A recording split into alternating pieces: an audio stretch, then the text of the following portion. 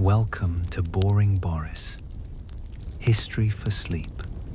Tonight, we will explore the strange and curious things people used to do before going to bed throughout history. This calm journey will take us across centuries and cultures, from ancient times to the more recent past, where bedtime was filled with rituals, habits, and beliefs that may seem unusual to us today. This story is read slowly and gently by Nathan, so you can listen in peace, relax, and let the words carry you toward rest. The goal of this channel is simple.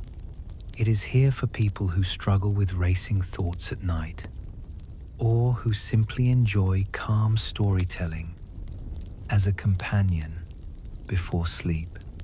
If you find comfort here, please consider supporting the channel by subscribing or leaving a comment.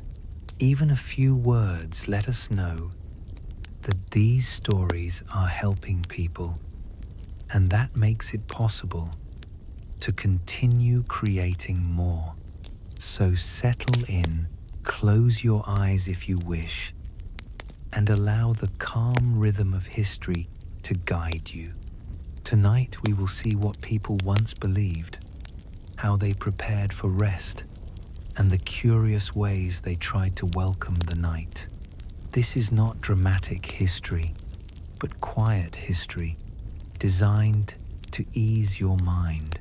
In the land of the Nile, where the desert met the river, the rhythm of sleep was shaped by both the practical needs of survival and the spiritual weight of belief.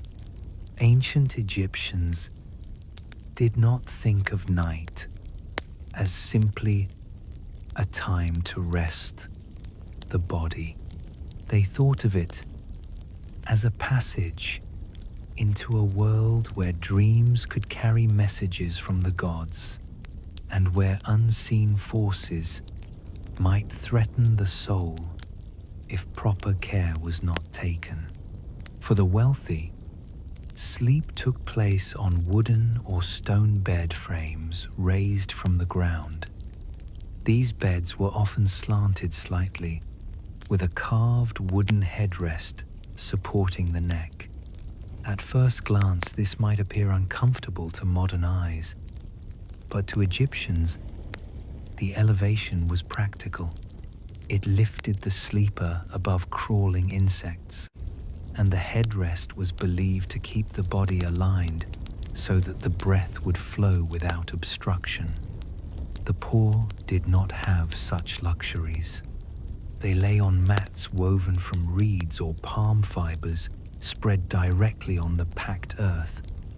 Comfort was secondary to necessity, and the body simply adapted to what was available. But the material details were only part of the story. What mattered most was the invisible world that surrounded the sleeper. Amulets were placed near the bed to guard against evil spirits. Scarabs and small figures of protective deities were common. Some Egyptians would place an image of the god Bes, the dwarf guardian of households, at the foot of the bed. Bes was not elegant like other gods. He had a fierce face, protruding tongue, and wild mane of hair. Yet, it was exactly his frightening appearance that made him a protector against nightmares and harmful beings of the night. Before sleep, many Egyptians turned to prayers or small rituals. Incense was burned, not only to freshen the air, but also to purify the space and calm the spirit. Oils such as myrrh or lotus were rubbed into the skin, both as perfume and as a way to prepare the body for rest. These fragrances were thought to connect the sleeper with the divine, guiding them into dreams that might hold meaning. Dreams were not seen as random images. They were messages, sometimes warnings, sometimes blessings. The interpretation of dreams was serious business. Entire texts were dedicated to recording them, such as the so-called dream books. In these records, each type of dream was listed alongside a possible outcome. To dream of drinking clear water might mean health. To dream of being bitten by a snake could mean that an enemy was plotting harm. For an Egyptian, the night was not only about resting muscles, but also about opening a channel to hidden knowledge.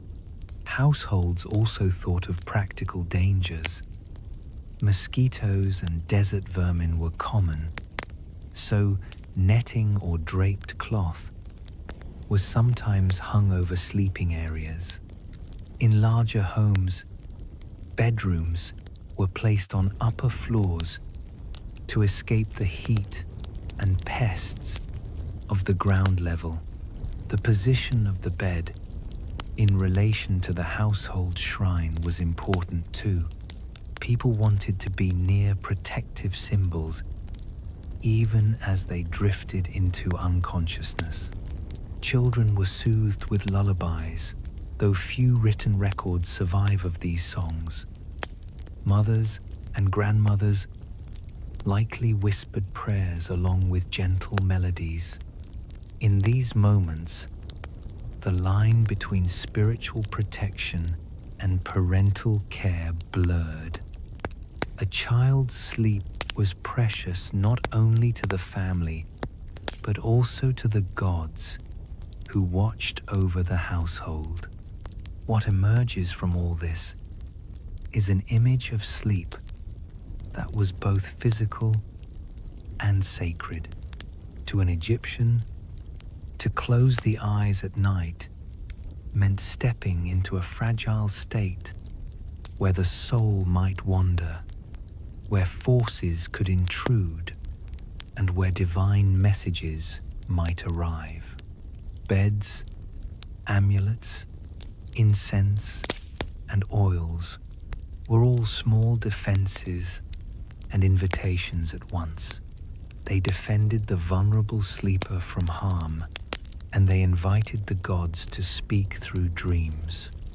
It is easy to imagine a scene. A wealthy household at dusk, the air cooling after the blaze of the Sunday servants, light lamps, and prepare the bed with linens woven from fine flax. The master of the house reclines against a carved headrest, skin perfumed with oil, while nearby a small statue of Bees glares into the shadows. In a poorer hut, a farmer lies on a reed mat, body exhausted from labor, whispering a short prayer to keep scorpions and spirits at bay. Both, despite the difference in wealth, share the same hope that the night will pass without harm and that the dreams will bring meaning rather than terror. For the ancient Egyptians, sleep was never only rest. It was a journey, guarded by gods and shaped by ritual, where the line between the human world and the divine world grew thin with every closing of the eyes. When we step into the world of Mesopotamia, the land between the rivers Tigris and Euphrates, we find a culture where nightfall carried both rest and deep unease. The people of Sumer, Akkad, Babylon, and Assyria lived with the constant belief that unseen forces moved most strongly in the hours of darkness. To go to sleep was to leave the body defenseless, and so each evening became a careful balance of habit, ritual, and faith. The homes of common families were simple mud brick structures. Sleeping spaces were often on the roof during the hot months, where the breeze could reach them, and inside during colder seasons. The bed might be no more than mats of woven reeds or woolen blankets spread across the floor. Wealthier citizens and nobles rested on wooden frames with leather straps, layered with cloth. But even in comfort, the fear of the night remained. For Mesopotamians, the setting sun marked the time when demons and spirits stirred. One of the most feared figures was Lilitu, a night demon believed to bring illness, misfortune, and even death. She was thought to prey upon sleepers, especially infants and expectant mothers. To guard against her and other spirits, protective amulets were placed by the bed. Small clay figurines of benevolent gods or winged creatures served as shields. Words of power were written on tablets or recited as prayers before lying down. These rituals were not superstition in the modern sense, but necessary steps to make the night safe. Sleep itself was seen as a vulnerable state. Mesopotamians believed that during dreams, the soul could leave the body, wandering in realms where it might encounter divine beings or malevolent spirits. This belief gave dreams enormous weight. Like the Egyptians, Mesopotamians collected and recorded dream interpretations. A dream of walking through clear water might mean success in trade. A dream of fire might warn of danger ahead. Kings often kept professional dream interpreters at their courts, for the fate of cities and armies might depend on the vision of a single night. Incantations and prayers were spoken quietly before rest. Some were preserved in cuneiform texts, where a person might call upon gods such as Shamash, the sun god, or Marduk, the great lord of Babylon, to protect them through the darkness. Families might burn incense, hoping the smoke would create a boundary between themselves and the spirits of the night. Others placed bowls inscribed with protective words upside down in corners of the house, a symbolic barrier to trap evil forces. Practical needs shaped sleep as well. In crowded cities, people often shared rooms with extended family members. Privacy was rare. The warmth of many bodies kept out the chill, but it also meant restless nights. The sound of breathing, shifting, and murmured words blending with the creaks of the house. On rooftops, sleepers lay beneath the open sky, staring at the stars that Mesopotamian priests studied so carefully. These stars were not just lights. They were signs, guiding both the fate of the world and the hopes of the sleeper. Children were soothed with stories or chants, many of which carried protective themes. A lullaby might describe a god watching over the house or a spirit being driven away.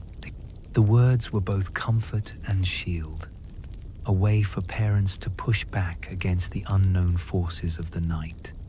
In this way, bedtime became a family ritual, half practical, half spiritual, binding people together against the uncertainty of sleep. It is easy to imagine a Babylonian evening. The day's work has ended, the markets have closed, and smoke from cooking fires drifts upward.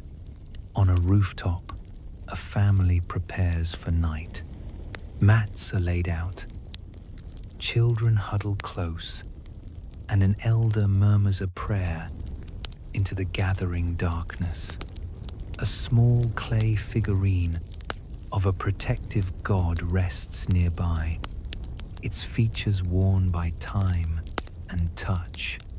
The stars spread overhead in silent patterns that priests will study at dawn.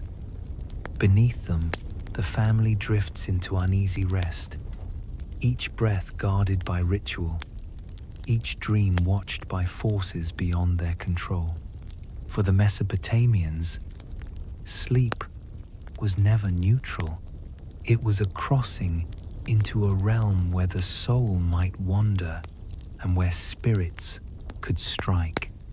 To survive the night was to rise each morning with gratitude, knowing that prayers, amulets, and the unseen protection of the gods had held the household safe until the light returned. In the ancient Mediterranean world, the rhythms of sleep reflected not only the daily life of farmers, merchants, and citizens, but also the philosophies and superstitions that guided entire civilizations. Both Greeks and Romans thought carefully about the night, about the position of the body, about the influence of food and drink, and above all, about the power of dreams. Bedtime was never only the simple act of lying down. It was an opportunity for care, reflection, and sometimes even ritual.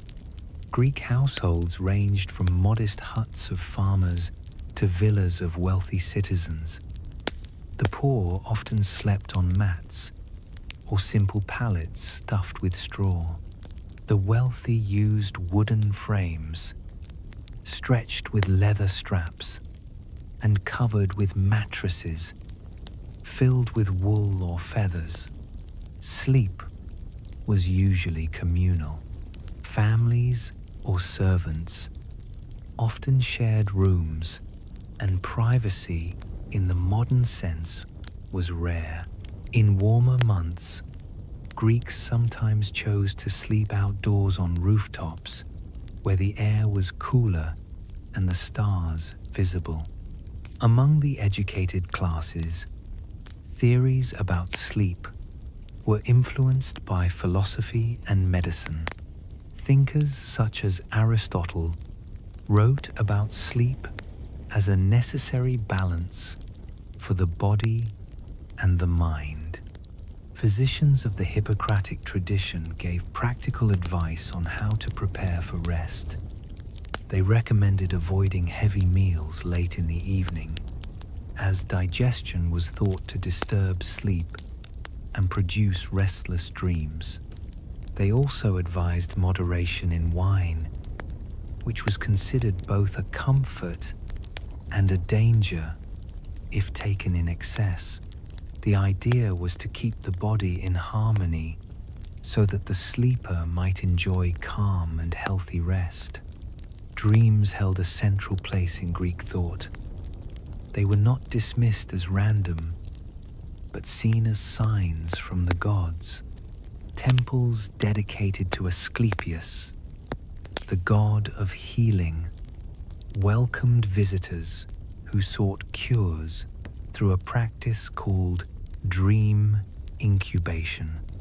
Pilgrims would sleep within the temple after rituals of purification, hoping that a healing vision would appear during the night. Priests then interpreted the dream, prescribing treatments or offering guidance. This made sleep a bridge between mortal life and divine wisdom. The Romans inherited much of this tradition, but shaped it to their own society. Roman homes often had designated bedrooms called cubicula. Wealthy Romans displayed their status through ornate beds with bronze or ivory decorations, while the poor continued to sleep on straw or simple wooden frames. In villas, sleeping quarters were arranged around central courtyards, creating a flow of air and light. Like the Greeks, Romans sometimes slept outside during the heat of summer, though city noise often made this less restful. Roman physicians carried forward Greek medical teachings. They emphasized the importance of posture, often suggesting that one should begin lying on the right side to aid digestion before turning to the left for deeper rest. They also recommended airing out sleeping rooms to avoid the buildup of unhealthy vapors. Cleanliness was considered part of good health, so washing the feet before bed was a common practice. Rituals played a role too. Romans placed household gods, the lares and penates, in shrines within their homes. Families sometimes offered small prayers or libations before retiring, asking these guardians to protect the household through the night. Fear of spirits was less prominent than in Mesopotamia, yet Romans still acknowledged the presence of ghosts or shades that could disturb the living. Incantations and charms were sometimes used, especially by those who felt vulnerable. Children were lulled to sleep with songs, and slaves often cared for them through the night. In wealthier homes, even the act of putting the master to bed could become ceremonial, involving attendants who arranged linens, adjusted lamps, and ensured that the chamber was secure. The glow of oil lamps or torches created a soft light, fading slowly as families settled into rest. It is not difficult to imagine a Roman evening. The household gathers after a long day. Lamps flicker, casting shadows on frescoed walls. A father whispers a short prayer to the household gods. A mother hums to soothe a child, and servants adjust the bedding. Outside, the city hums with distant voices and clattering carts, but within the cubicula, the family sinks into calm, trusting that both ritual and routine will guard their sleep. For both Greeks and Romans, bedtime was an act woven from necessity, philosophy, and belief. Sleep was needed to restore strength, but it was also a moment of contact with forces greater than oneself. Through care of the body, through prayer, and through the hopeful interpretation of dreams, they sought not only rest, but also meaning in the silent hours of the night. Across the vast lands of Asia, the traditions of preparing for rest took many different forms. From the principles of harmony in China to the ancient wisdom of India, bedtime was shaped not only by the body's need for recovery, but also by philosophies that saw sleep as part of a greater balance between humans, nature, and the unseen forces of life. In ancient China, the placement of the bed was not a casual matter. The principles of what later came to be called feng shui guided where and how one should rest. The bed was ideally placed so that the sleeper's head faced a direction thought to bring good fortune and health. It should not be aligned directly with the door, as this was believed to let harmful energies pass over the body during sleep. A wall behind the headrest was preferred to provide a sense of stability and protection. These choices were more than superstition. They reflected the belief that the human body was influenced by the invisible flows of energy in the environment. Chinese families often slept on wooden platforms or on kangs, which were raised clay or brick structures that could be heated from below by a fire. In cold northern regions, the kang was especially valued, keeping the sleeper warm through the night. Mats and quilts provided softness, while layers of fabric offered comfort in both hot and cool seasons. Wealthier households might add silk covers or embroidered pillows, but the principle of aligning sleep with harmony remained the same across classes. Dreams were highly regarded. They were often seen as messages from ancestors or reflections of the balance of the inner spirit. Scholars and physicians wrote about the importance of going to sleep with a calm mind. Anger or worry at night was thought to disturb the spirit and bring troubled dreams. To ease the transition into sleep, families might drink herbal teas made from chrysanthemum or lotus, believed to calm the body and open the path toward peaceful rest. Meanwhile, in India, the wisdom of Ayurveda shaped how people thought about bedtime. According to this ancient system, sleep was one of the 3 pillars of health, alongside food and regulated activity. To prepare for rest, one was advised to eat lightly in the evening, avoiding foods that created heaviness or agitation. Warm baths with scented oils were common among those who could afford them, believed to relax the muscles and balance the inner energies. The sleeping position itself mattered. Lying on the left side was thought to aid digestion, while lying on the right side was believed to calm the heart. Sleeping flat on the back was discouraged, as it was thought to invite disturbances of breath. These recommendations reflected a holistic view of the body, where every choice affected the flow of energy and the quality of dreams.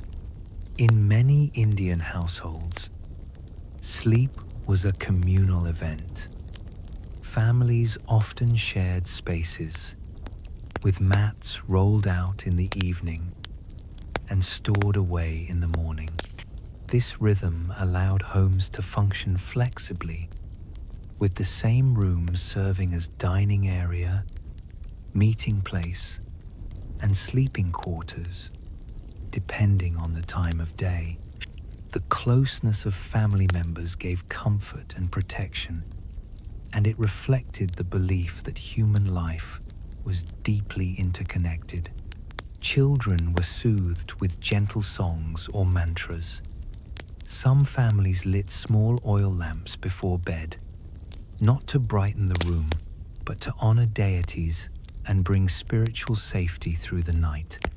Others placed sacred symbols near the sleeping space, trusting that divine protection would guard the vulnerable hours of rest. Across Asia, practical concerns also shaped bedtime. Mosquito nets were used in warmer climates to keep insects away. In villages, animals were sometimes kept close to homes at night, their presence adding warmth, but also noise. Yet even amid these simple realities, the guiding principle was the same. Sleep was not just rest for the body. It was a state where the human spirit could be healed, guided, and balanced by forces beyond the waking mind. Picture a Chinese household at dusk. The kang is warmed, quilts are laid out, and a cup of fragrant tea cools by the bedside. A mother checks that the bed faces a direction of safety, while a child whispers a prayer to ancestors before closing tired eyes. Or imagine an Indian family, mats spread across the floor, the scent of sandalwood lingering in the air as voices grow softer and a single oil lamp flickers beside the shrine. These scenes, though separated by distance and culture, share a quiet truth. Sleep was seen as a bridge between the human world and the deeper rhythms of life itself. For early Asian traditions, bedtime was not an afterthought. It was a carefully prepared moment of harmony where the body, the spirit, and the world outside the walls all needed to align. To rest well was to live well, and to ignore the rituals of the night was to risk imbalance not only in sleep, but in life itself. In the world of medieval Europe, night was a time shaped by hardship and simplicity. For most people, the home was not a place of comfort, but a space where survival mattered more than rest. The hearth, the central fire, was the heart of the household, and it was around this fire that families sought warmth and protection as the darkness settled outside. Peasant houses were small, usually built of timber, wattle, and daub, with thatched roofs that let in drafts and dampness. Windows were few and often covered with wooden shutters instead of glass.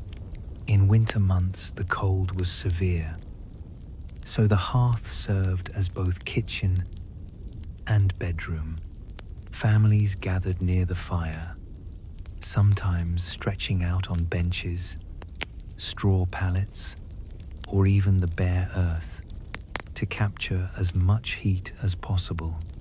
The smoke from the fire drifted upward, often escaping through a hole in the roof, yet much of it lingered in the air, filling the lungs and clothing with its smell. To sleep by the hearth was to accept warmth and discomfort at once.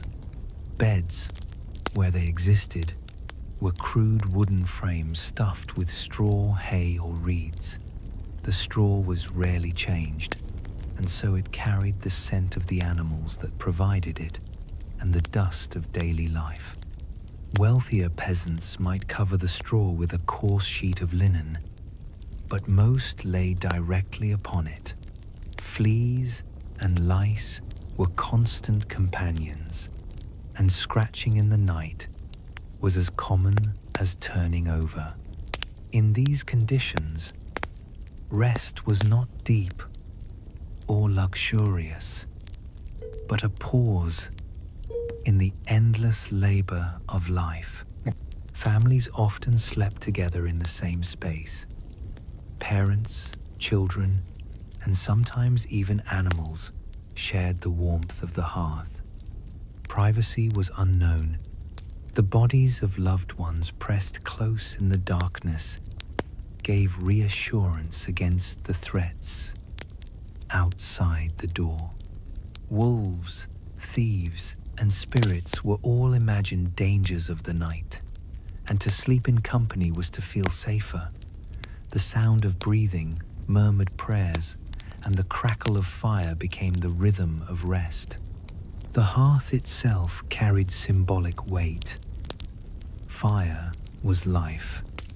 It cooked the food, provided heat and kept away evil.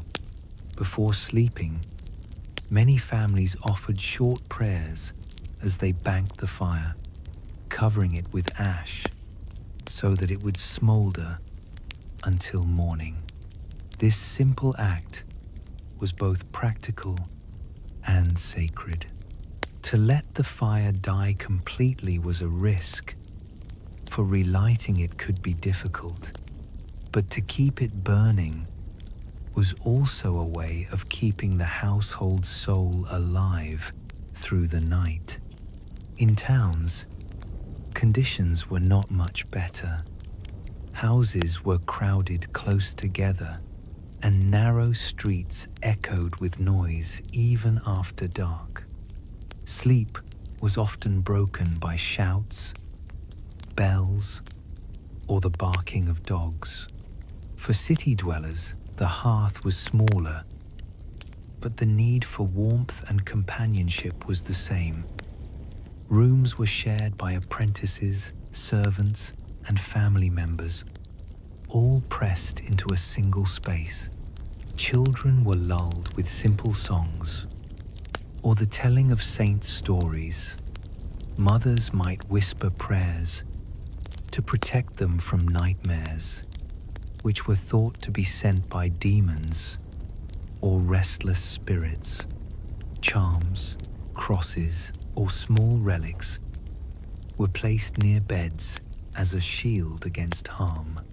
In the imagination of medieval people, the night was a time when the devil prowled most freely, and so no family went to rest without seeking protection through faith. To picture a medieval evening, imagine a low wooden house at the edge of a village. Smoke curls from the thatch, and the sound of cattle stirs in a nearby shed. Inside, a family gathers close to the fire. The father tends the embers, the mother settles children onto straw pallets, and the faint smell of porridge lingers in the air. They whisper prayers, draw their cloaks tight, and surrender to a shallow sleep broken by dreams, scratching, and the movements of others nearby. This was the reality for most in medieval Europe. For peasants and townsfolk alike, sleep by the hearth was not peaceful in the modern sense. It was a necessity, carried out in cramped quarters, filled with smoke and pests, yet bound together by family, fire, and faith. In this world, to sleep meant to share, to endure, and to trust that dawn would come again with light and warmth to drive back the fears of the night. In medieval Europe, the pattern of night was not always a single stretch of rest, as we think of it today. Instead, many people followed what is now called the first sleep and the second sleep. This segmented rhythm shaped both the body and the mind, and it was accepted as a normal part of life for centuries. The idea was simple. After sunset, people would complete their work, eat their evening meal, and then retire to bed fairly early.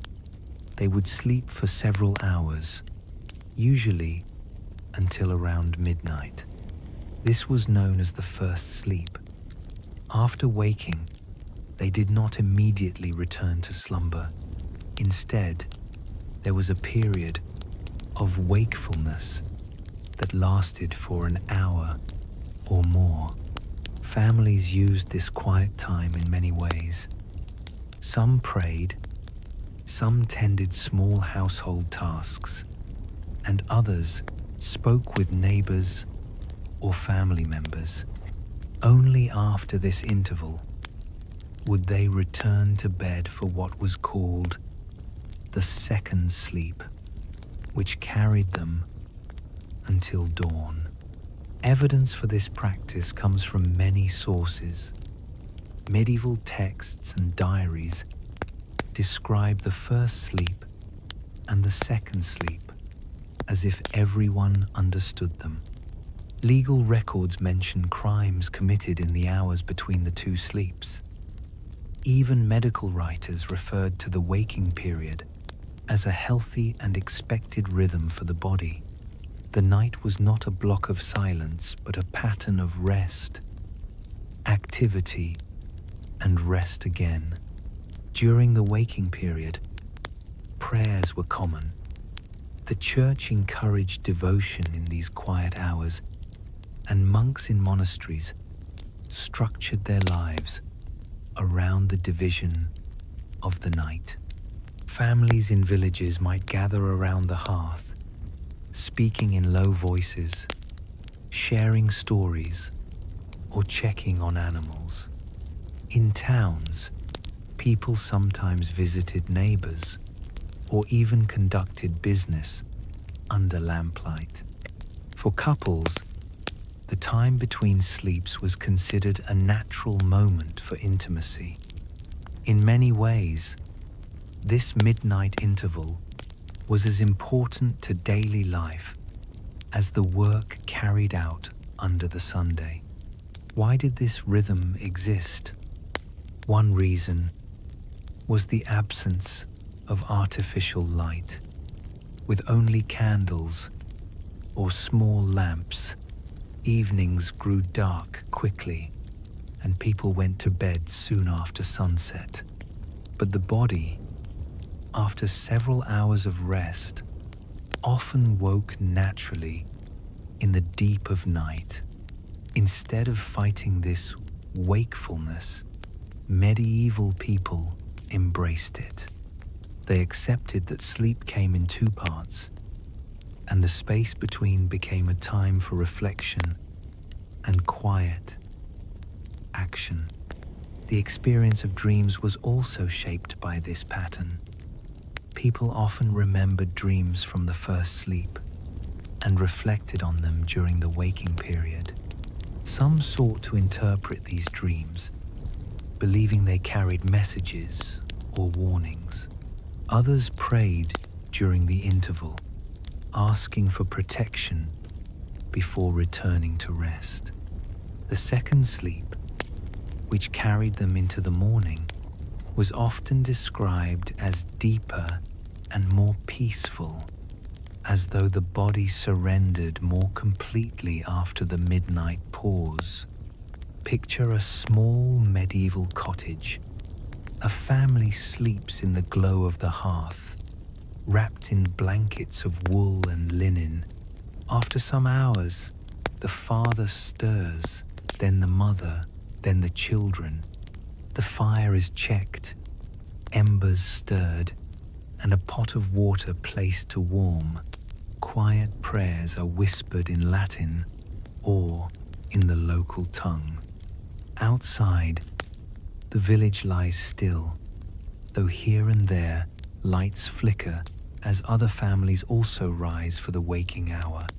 After a time, the house settles again, and the second sleep begins. This rhythm continues through generations, so natural that few question it.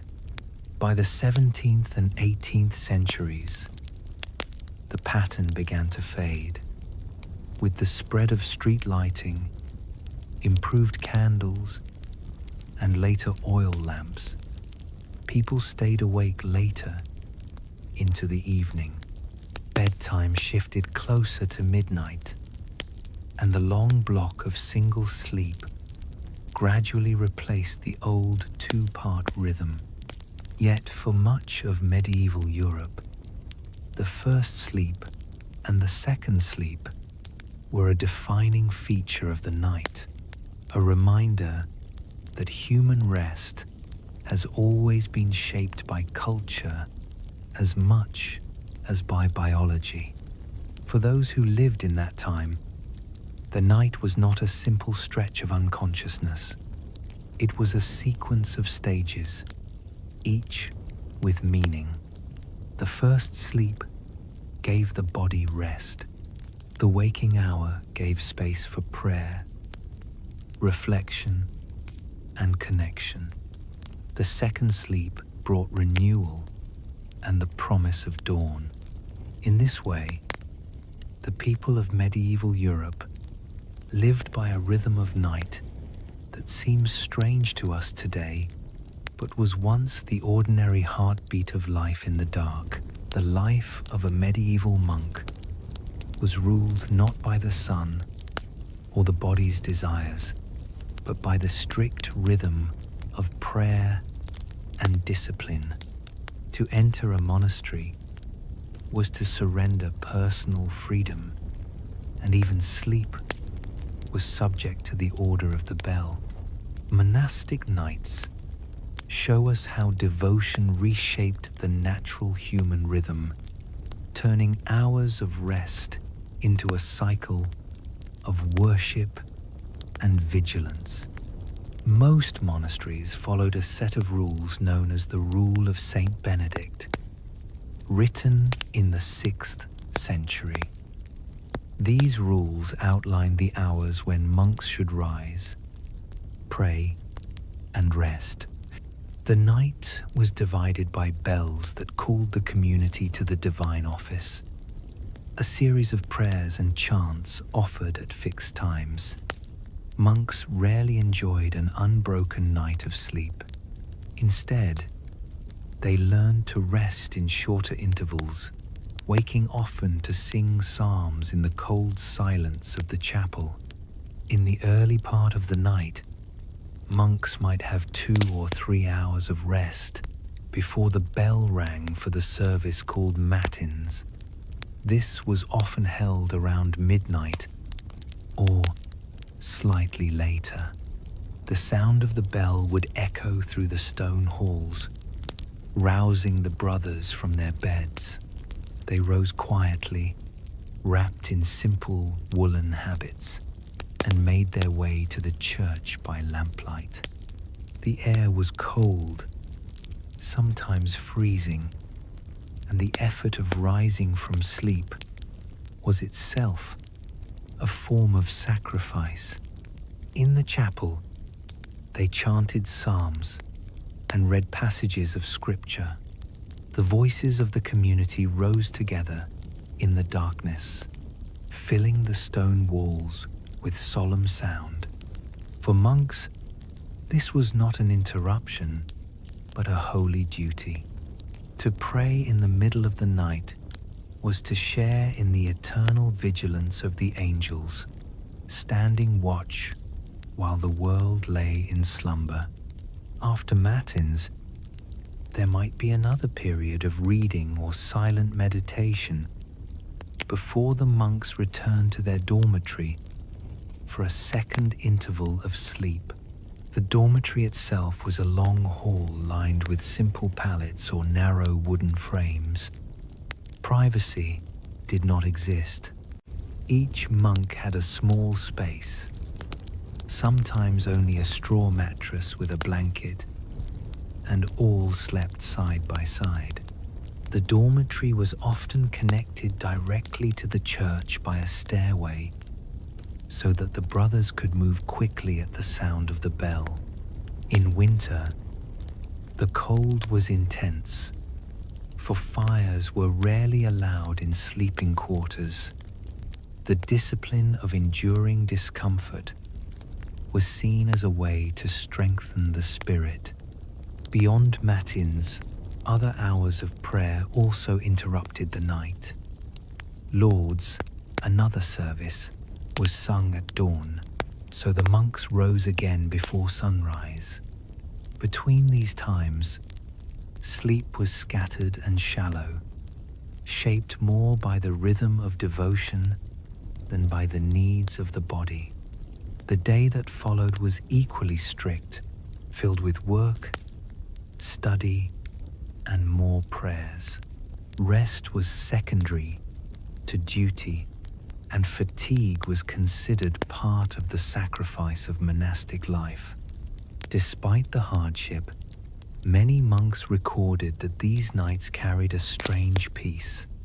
The silence of the monastery, broken only by the chant of voices and the toll of bells, created an atmosphere unlike any other.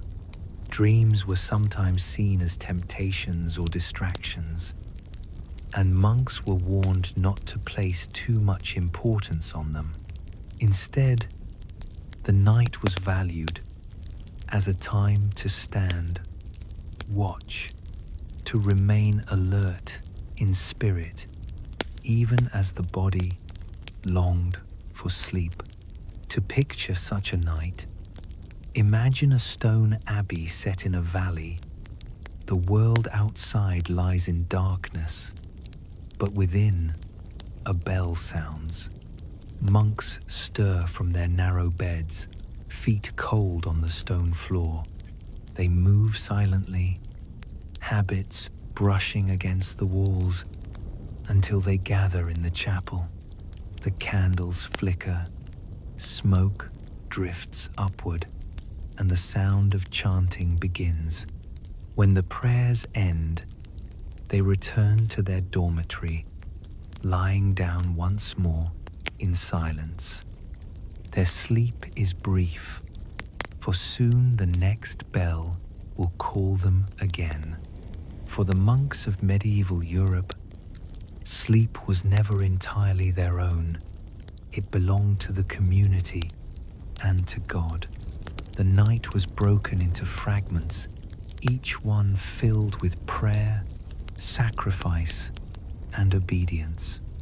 While peasants slept by the hearth and townsfolk followed the rhythm of first sleep and second sleep, the monks lived in a different world. Their nights remind us that even the most natural human act can be reshaped when devotion demands it. While peasants slept by the hearth and monks endured the broken rhythm of bells, the nobility of medieval Europe experienced the night in a very different way. For lords, ladies, and kings, the bedroom was not only a place of rest, it was a stage for ceremony, a display of wealth, and a space where fears of the unseen world shaped every detail. The bed itself was the centerpiece of noble life. Unlike the straw pallets of common folk, noble beds were large wooden frames, carved with detail and draped with rich fabrics. They were often raised high above the floor, reached by small steps. Mattresses were stuffed with feathers or down, layered with sheets of fine linen, and covered with blankets of wool or fur. Curtains hung from 4 posts, creating a canopy that could be drawn closed. These curtains served several purposes. They held in warmth, shielded against drafts in the cold stone halls, and provided a sense of privacy in rooms that were often busy with servants and attendants.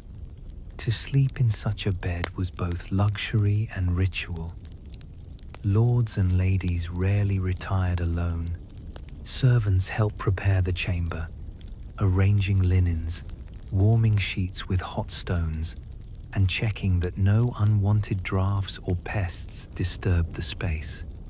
In some courts, the act of putting the lord or lady to bed was a formal ceremony, witnessed by courtiers and attendants. To watch a king retire was to see both power and vulnerability, as the ruler surrendered to the same human need for rest as any subject. Fears of the night were very real, even among the wealthy. Noble chambers often contained religious images, relics, or crucifixes placed near the bed. These objects were not mere decoration. They were defenses against spirits, demons, or nightmares that were believed to prowl after dark. Candles burned low through the night, their light thought to keep evil away. Charms might be placed under pillows or stitched into linens. For nobles, as for peasants, the night was a time of unseen dangers, and wealth alone could not remove the fear. The arrangement of the bedroom also reflected the need for protection. In castles, chambers were located in secure towers or behind heavy doors. Guards patrolled outside, and loyal servants sometimes slept nearby to respond quickly to any disturbance. For noble women, privacy was especially guarded. Their chambers might be deep within the castle, accessible only through guarded stairways. Yet even with such precautions, the bedchamber was not a private sanctuary in the modern sense. It was often a social space where visitors might enter, business might be conducted, or meals might be served before sleep. Dreams carried weight for the noble class, just as they did for peasants and monks. Chronicles and letters record rulers who sought guidance from visions in the night. A troubling dream could be seen as a warning of betrayal or disaster. Some nobles kept advisors skilled in interpreting such signs, for the fate of armies or kingdoms might rest on how a dream was understood. Sleep, even in comfort, was never free of meaning. Imagine a noble chamber on a winter night. The walls are hung with tapestries to keep out the cold. A fire burns in the hearth, its glow flickering across carved furniture. Servants move quietly, adjusting curtains, setting down cups of warm wine mixed with herbs to ease digestion. The lord climbs into a great feather bed, the curtains drawn close, the sound of wind rattling against the stone outside. A crucifix hangs above, candles burn steadily, and in the corner a servant settles to rest lightly, ready to rise if called. The luxury of wealth is clear, yet beneath it lies the same human desire as in every cottage and monastery, to make it safely through the night. For the nobility of medieval Europe, the bedroom was more than a place to sleep. It was a symbol of power, a stage for ritual, and a shelter against the unknown. The size of the bed, the richness of the fabrics, the presence of guards and servants, all spoke of status.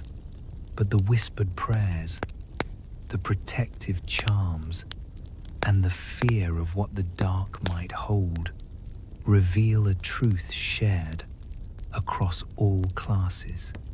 No matter how high the walls or how soft the mattress, sleep remained a vulnerable passage, one that wealth could ease but never fully control. The Renaissance and the Baroque ages brought with them a transformation of the bedroom. In the courts of Italy, France, and beyond, the bed became not only a place of rest, but also a throne of sorts, where ceremony, politics, and display unfolded. To lie down in a courtly bed was not a private act. It was part of a grand theatre that revealed wealth, power, and refinement to all who entered. In palaces, the bedchamber was often one of the most richly decorated rooms.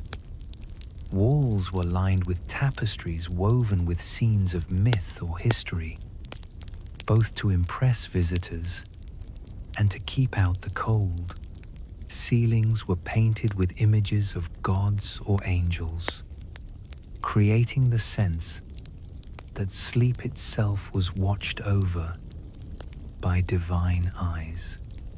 The bed stood at the center of this splendor. Great wooden frames were carved with detail, inlaid with ivory or gilded with gold. Curtains of velvet or silk hung from canopies, embroidered with coats of arms, floral patterns, or celestial designs. These curtains were drawn not only for warmth, but also to create a dramatic effect when opened or closed in view of attendants. The ritual of retiring to bed was, in many courts, a public act. In France, the ceremony of the coucher of the king became a formal event. Courtiers gathered to witness the monarch being prepared for sleep. As servants arranged pillows and robes, it was both a display of power and a reminder that even kings were subject to the basic needs of the body. Nobles imitated this practice on a smaller scale, treating the act of going to bed as an extension of their social status.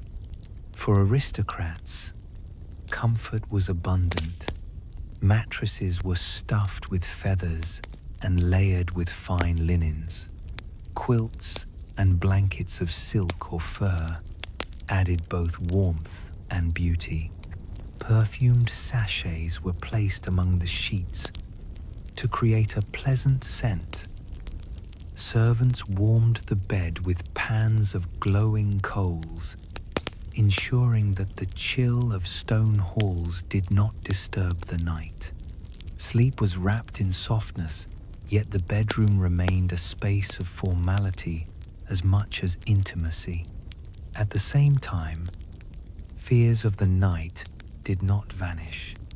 Protective symbols remained close by. Crosses, relics, or small images of saints were often placed above the bed. Curtains themselves were sometimes believed to shield not only from drafts but from wandering spirits. Night was still viewed as a time of danger, and wealth did not remove the need for ritual protection. Candles or oil lamps glowed through the hours, their light believed to guard against shadows both real and imagined. In these luxurious chambers, the line between public and private blurred. A noble might receive visitors in bed, propped up against cushions, conducting business, or even giving audiences while attendants bustled nearby. The bed was both stage and shelter. Its size and decoration were meant to be seen, to inspire awe in those allowed into the chamber. To be admitted to a lord's or lady's bedchamber was a mark of intimacy and trust, even if the visit occurred in daylight hours. The presence of servants was constant. Few nobles dressed themselves for bed or rose without assistance. Attendants prepared clothing, adjusted linens, and sometimes even remained through the night in adjoining rooms. This presence reflected both dependence and display. Nobles lived surrounded by others, and the act of sleep was woven into a web of social obligation. Picture a French noble household in the 17th century. The chamber glows with candlelight, reflecting from gilded walls. A great canopy bed stands at the center, draped in crimson velvet. Courtiers gather to watch as the master of the house is ceremonially undressed, while servants place perfumed pillows and warm sheets. The curtains are drawn, prayers whispered, and yet the chamber remains filled with people long after the noble closes his eyes. Sleep arrives slowly, not in solitude, but in the presence of wealth, ritual, and constant attention. Courtly beds remind us that in the Renaissance and Baroque periods, even the simplest human act could be transformed into theatre. To lie down was not just to rest, it was to participate in a display of status, to invite protection from divine powers, and to surround oneself with luxury.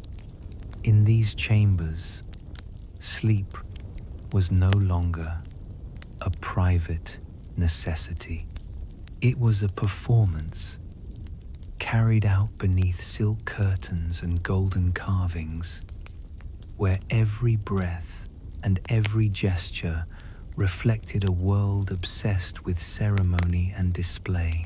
In the Renaissance and Baroque world, the night was not only a time for ceremony in noble chambers, but also a moment of concern for health and well-being. Across towns and countryside, people turned to the wisdom of herbs and plants to ease the body into rest. The practice of using remedies for sleep had deep roots, blending folk tradition, ancient learning, and the new curiosity of early science. Lavender was among the most beloved plants. Its purple blossoms, dried and gathered, were placed under pillows or scattered in bed linens. People believed that the gentle fragrance calmed the spirit, chased away evil influences, and brought peaceful dreams. In some households, small pouches of lavender were tied to the bedposts or worn around the neck. The belief was simple. The air one breathed during sleep carried influence over the mind, and sweet herbs brought sweet rest. Valerian root was another common remedy. Physicians and herbalists recommended it for those who struggled with sleeplessness or troubled dreams. The root was dried, ground, and taken as a drink or powder. Its taste was bitter, but many swore by its power to soothe the nerves. The writings of herbalists, such as John Gerard and Nicholas Culpeper, described valerian as a plant that quieteth the passions of the mind. In an age when worry and melancholy were seen as causes of illness, valerian became a trusted ally in the night. Poppy was also known, though more cautiously. The sap of the poppy plant, when prepared, could bring drowsiness, but it carried dangers if misused. Apothecaries prepared syrups or infusions in careful measure, giving relief to the sleepless or those in pain. Mothers sometimes offered tiny amounts to restless children, though this practice was debated even in its time. The power of the poppy was respected, for it held both comfort and risk, a reminder that remedies were not without consequence. Other herbs filled the apothecary's shelves. Chamomile, with its gentle flowers, was brewed into calming teas. Lemon balm was praised for lifting the spirits and driving away the gloom that often weighed heavily in long nights. Hops, more famous for brewing beer, were also stuffed into pillows, believed to bring deep and steady rest. The world of plants was seen as a great pharmacy provided by nature, each leaf and root carrying its own virtue. These remedies were not limited to the wealthy. Peasants gathered herbs from fields and hedgerows, guided by the knowledge passed down from mothers and grandmothers. In villages, wise women or healers prepared simple mixtures to soothe restless children or weary laborers. In cities, apothecaries sold powders and tinctures to those who could afford them. Across classes, the belief remained the same. Nature offered gifts to guard the night, and the careful use of these gifts made the difference between troubled rest and peaceful slumber. The atmosphere of the bedchamber reflected this reliance on plants. Bundles of herbs might hang from beams to dry, filling the air with fragrance. Bowls of water infused with petals or oils were placed near beds, thought to purify the air. Candles scented with herbs were burned at dusk, their smoke rising like a gentle barrier against illness and evil alike. The night became a garden of sorts, where the senses were soothed and the body prepared for rest. The influence of classical learning was also present. Renaissance scholars rediscovered the works of Galen and Dioscorides, ancient physicians who had catalogued the powers of plants. Their texts were copied, studied, and expanded, shaping how remedies were prepared. At the same time, folk wisdom continued to thrive, sometimes contradicting scholarly advice, but carried forward by lived experience. The blending of old knowledge and new curiosity gave Renaissance sleep a unique texture, both rational and mystical. Imagine a household at dusk in Florence or Paris. A mother brews a cup of chamomile tea for her child, while her husband scatters dried lavender in their bedding.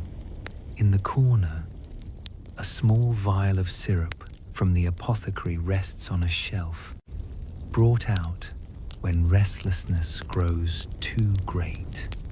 The chamber glows with candlelight, shadows flickering across painted walls, and the fragrance of herbs fills the air. As the family settles into bed, they trust that the gifts of plants will ease their passage into dreams. For people of the Renaissance and Baroque ages, the night was softened by these remedies. Herbs were not only medicine, but symbols of comfort, faith, and hope. To breathe in the scent of lavender, to sip chamomile, to trust in the quiet power of valerian, was to believe that nature itself watched over the sleeper. In a world of uncertainty and change, these humble plants offered a promise. That rest, fragile though it was, could be found in the gentle embrace of the earth's own healing touch. The Renaissance and Baroque ages were times of art, science, and discovery, yet they were also deeply bound to fear and superstition. Night was never simply the end of the day. It was a passage into uncertainty, where dreams could be warnings, where spirits might intrude, and where the boundary between the living and the unseen grew thin. Even in an age of learning, the bedroom remained a place guarded by charms, prayers, and quiet rituals meant to keep the sleeper safe. One of the most common fears was the nightmare. In many languages of the period, the word itself carried the sense of a crushing presence. People described waking in the night unable to move, their chest heavy as though something sat upon them. Today, this experience is called sleep paralysis. But in the Renaissance, It was explained as the work of demons or malevolent spirits.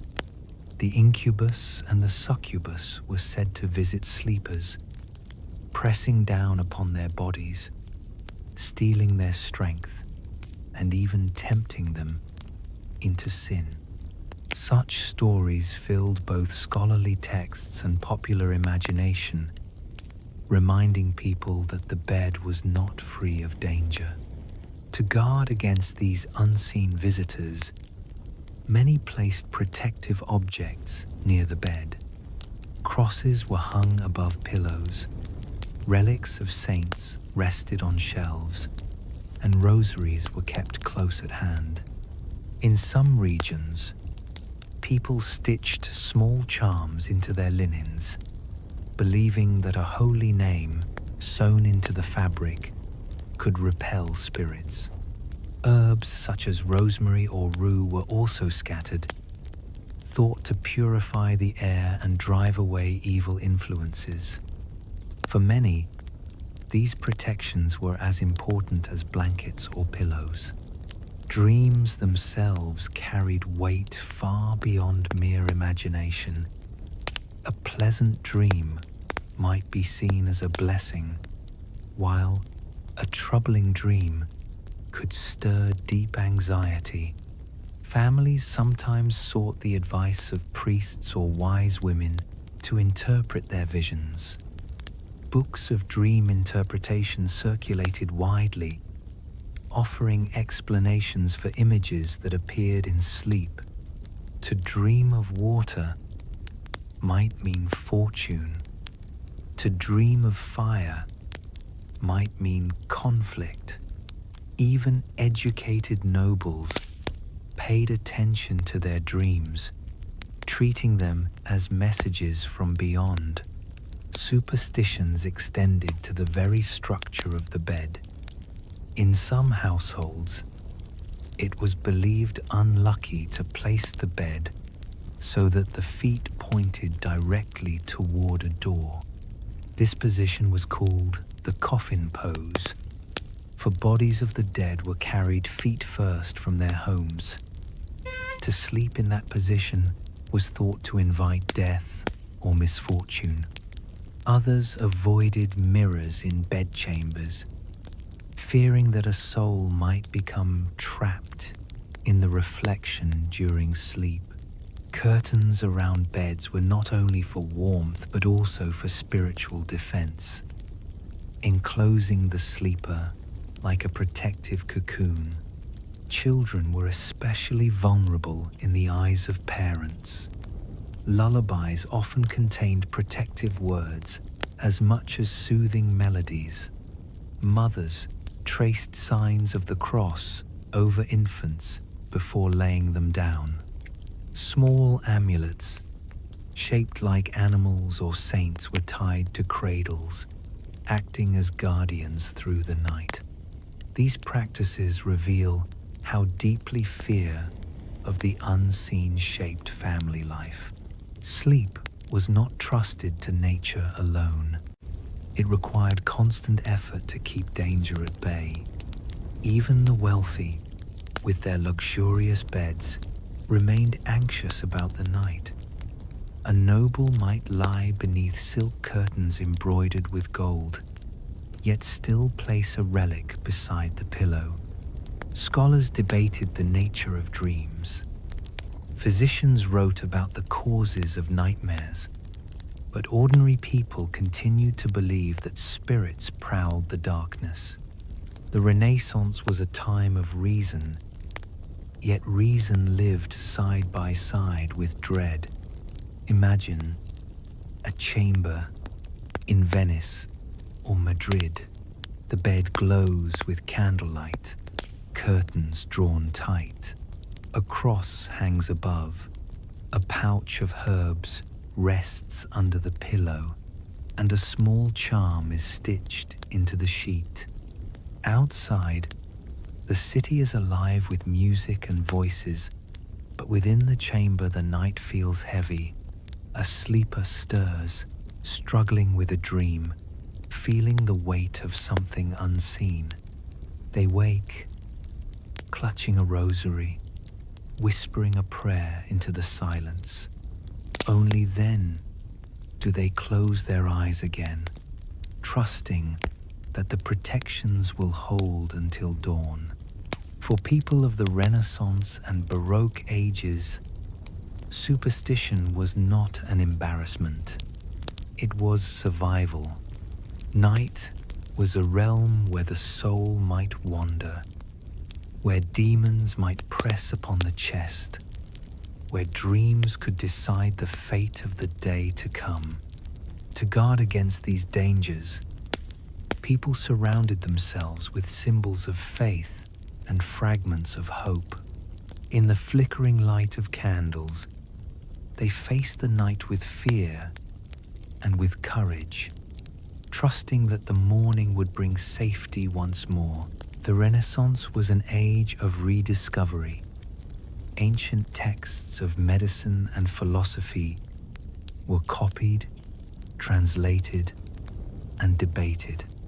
Ideas from Galen, Aristotle, and Hippocrates returned to the libraries of Europe, inspiring physicians to look closely at the natural rhythms of the body. Sleep, which had long been surrounded by superstition and ritual, began to be studied as a matter of health. While fears of demons and nightmares still lingered, a new voice was added to the night. It was the calm, reasoned voice of early science, offering advice on how to sleep well and live well. One of the most common recommendations was moderation in diet. Physicians warned against heavy meals late in the evening. Food, they explained, produced vapors during digestion, and if one lay down too soon, these vapors would rise into the head and disturb the mind. Sleep after a heavy feast was believed to bring troubled dreams, headaches, and weakness in the morning. The proper approach was to eat lightly, to allow time for digestion, and to retire only when the stomach was calm. Wine was treated with similar caution. Though it was widely consumed, doctors advised restraint. A small cup might relax the body, but too much led to restless tossing or deep, unhealthy stupor. The balance of humors within the body was delicate, and excess drink threatened that harmony. In the eyes of physicians, the key to peaceful sleep was not indulgence, but careful measure. Posture was another subject of interest. Many medical writers suggested that one should begin lying on the right side to warm the stomach and aid digestion. After some time, turning to the left was thought to balance the process and allow deeper rest. Sleeping flat on the back was discouraged, for it was said to invite heavy breathing or even nightmares. Physicians described these positions in detail, showing how the arrangement of the body shaped the quality of dreams. Cleanliness was also considered important.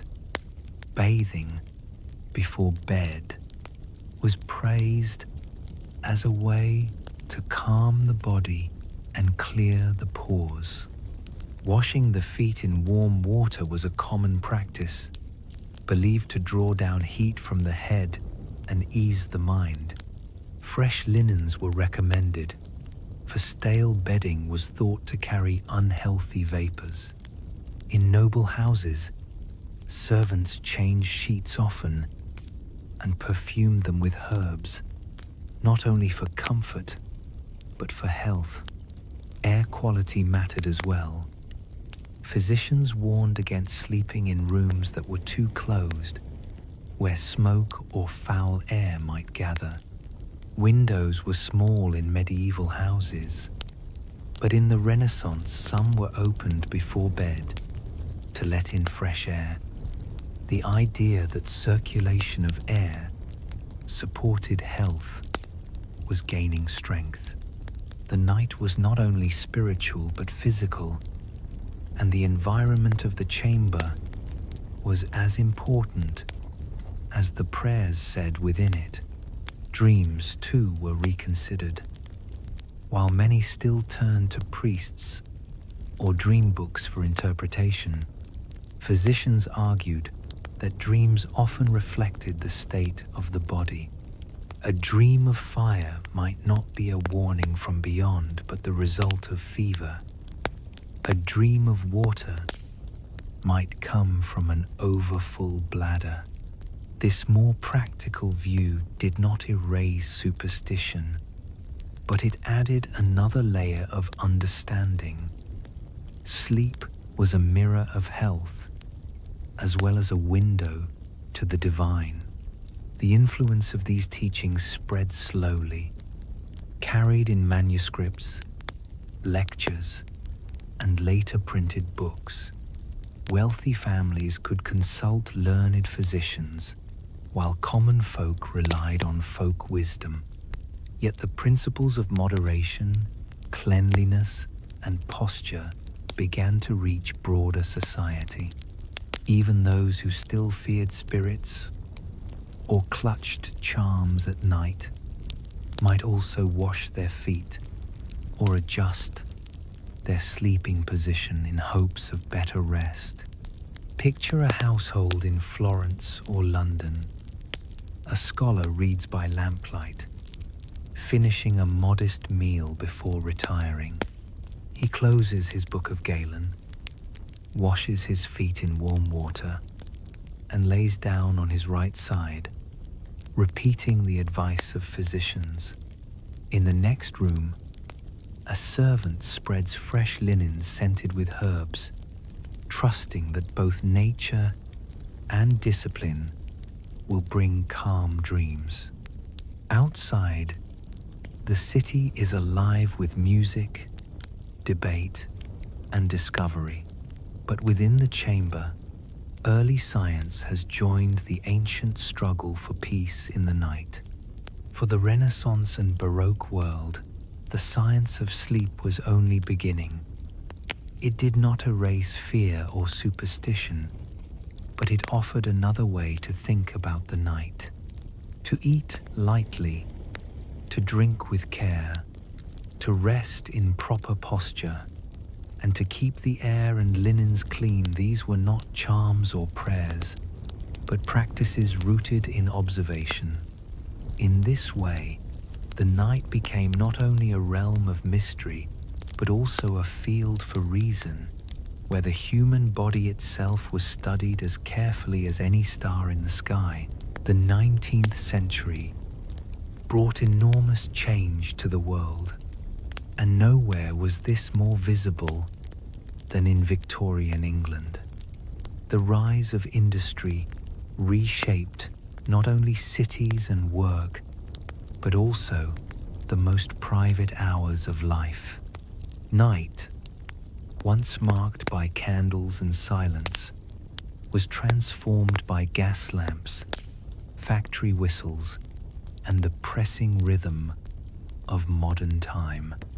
Sleep became a challenge for the poor, a duty for the disciplined, and even a mark of morality in a society obsessed with reform. In crowded industrial towns, workers lived in rows of cramped brick houses or in tenements where families were packed tightly together. Bedrooms were often small and dark, with several people sharing a single space. Privacy was almost unknown. A bed might be shared by siblings, parents and children, or even unrelated lodgers who paid for the right to sleep a few hours in a corner. The idea of a bed of one's own was a luxury beyond the reach of most. Noise was constant. Factories operated through the night, their machines filling the air with metallic pounding. Whistles marked the beginning and end of shifts, sometimes at hours that cut straight through the natural rhythm of sleep. For workers, bedtime was not determined by the body, but by the clock of industry. Men and women came home exhausted, often collapsing into sleep as soon as they lay down, only to be roused again, long before dawn. The conditions of these homes made rest uncertain. Damp walls, thin bedding, and poor ventilation meant that sleep was often shallow and broken. The spread of disease was common, carried quickly in close quarters where entire families breathed the same air. For the poor, the night was not a time of peace, but a continuation of struggle.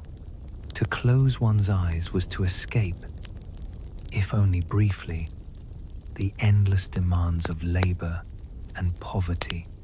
Children in industrial towns suffered especially. Long hours in factories left them weary, yet the places they slept were often overcrowded and unsanitary. Reformers of the age wrote with outrage about children sleeping in basements, attics, or on piles of rags. Campaigns for social improvement focused not only on working hours, but also on the conditions of sleep, for reformers believed that rest was essential for moral character as well as health. In contrast, the middle and upper classes embraced new ideas about sleep as part of self-improvement. Books and pamphlets advised readers on the proper number of hours to rest, on the moral dangers of idleness, and on the benefits of rising early. To be industrious was to be virtuous, and to sleep too long was seen as weakness or even sin. The bedroom became a place where discipline was displayed, a reflection of moral order as much as comfort. Technology also reshaped the night. Gas lamps lit city streets, pushing back darkness and encouraging later hours of activity. Inside homes, improved candles and oil lamps allowed people to read or work long after sunset. The natural rhythm of first sleep and second sleep, so common in earlier centuries, faded in the glow of artificial light. Now people stayed awake longer in the evening, then sought one continuous stretch of rest, adapting their bodies to the demands of the new industrial age. Still, many Victorian households maintained rituals to bring calm before bed. Tea or warm milk was taken to settle the stomach. Windows were opened briefly to refresh the air, though the smog of cities often made this a challenge. The wealthy enjoyed heavy curtains, feather mattresses, and warming pans to ease their nights, while the poor clung to thin blankets and the body heat of those around them. Picture an industrial street in Manchester or London. Smoke drifts in the air, the glow of gas lamps casting long shadows. Inside a narrow house, a family lies together in a small room, children pressed against their parents, while outside the factory whistle shrieks. In a grander home nearby, a clerk finishes reading by lamplight, closes his book, and lies down in a bed curtained with heavy fabric, trusting that early rising will mark him as disciplined and virtuous. Both rich and poor surrender to sleep, yet their experiences of the night could not be more different. For Victorian England, sleep was no longer a timeless rhythm shared by all. It was shaped by class, by industry, and by reform. The poor endured restless nights in crowded homes. The middle classes measured their rest with moral purpose, and the wealthy wrapped themselves in luxury. While speaking of discipline, the industrial night revealed the contrasts of a society in transformation, where even the act of lying down reflected the power of change. In Victorian England, the night of a child was shaped by ideas of discipline, morality, and duty as much as by comfort. The way children slept reflected the values of an age that believed strongly in order, routine, and the molding of character from the earliest years. Bedtime was not simply the end of the day. It was a lesson in obedience, a practice in health, and a reflection of what society expected of its youngest members. Nurseries became a defining feature of middle and upper class households. Instead of sharing beds with parents, children were often placed together in separate rooms under the watch of nannies or governesses.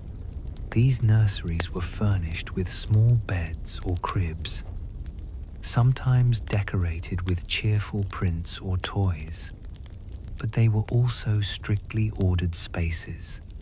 The child's night was managed carefully, with precise hours for sleep, for waking, and for meals. Parents and caregivers believed that regularity built not only health, but also virtue. To sleep at the proper time and to rise promptly in the morning was seen as a mark of good upbringing. Bedtime rituals reflected this concern. Children were washed, dressed in night clothes, and placed into bed at fixed hours. Nannies read stories or sang lullabies, but these comforts were balanced with strictness. A child who resisted sleep might be scolded or left to cry, for indulgence was considered harmful to character. Manuals for parents often warned against spoiling children with too much comfort, advising instead that firmness would produce stronger minds and bodies. In working-class families, the picture was far less ordered. Children often labored long hours in factories or workshops, returning home exhausted.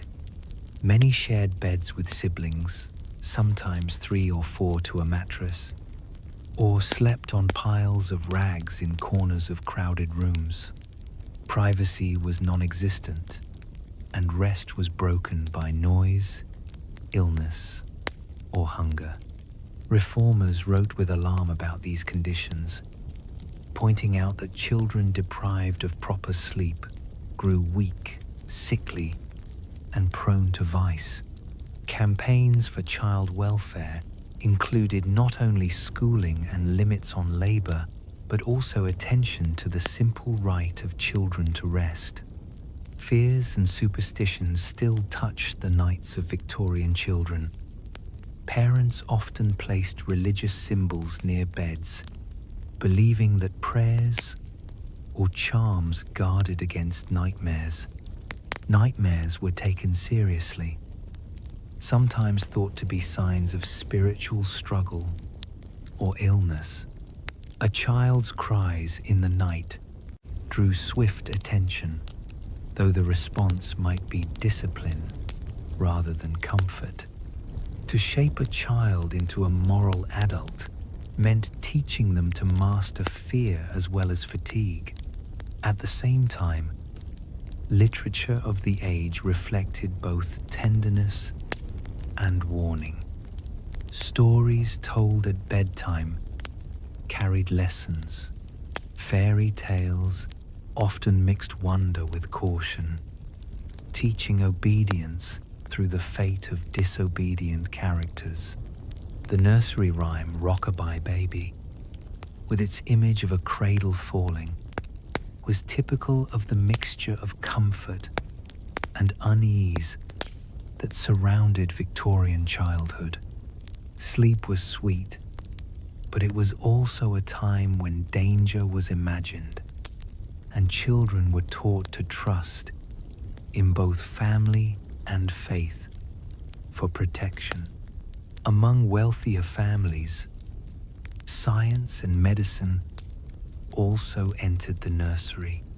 Doctors recommended fresh air for children, so windows were sometimes left open even in cold weather, a practice thought to strengthen the body.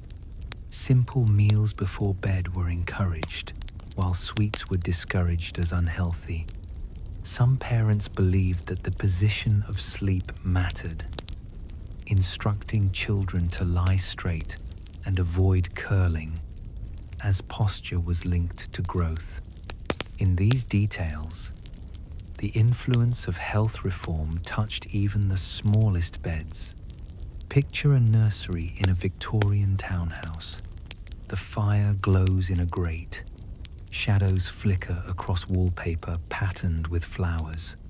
A nanny tucks children into narrow beds, whispers a story, and dims the light.